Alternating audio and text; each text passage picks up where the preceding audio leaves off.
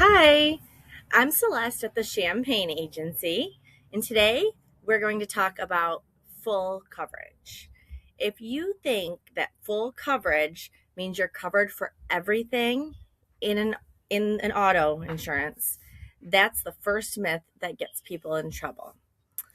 So we see this all the time in Michigan, and people call us and say, I have full coverage on my vehicle. Full coverage is just slang for liability, comprehensive, and collision on your auto. So if you have an auto policy and you have comprehensive and collision on there, that's technically full coverage. It doesn't mean that you have rental car coverage, roadside, glass, or that your deductibles are low. You might have $1,000 deductible on there. On home insurance, there's no such thing as full coverage at all. Different parts do different jobs, and some big risks like water backup or flood are always add-ons. For example, we had a client that had comp and collision on their vehicle, but no rental reimbursement.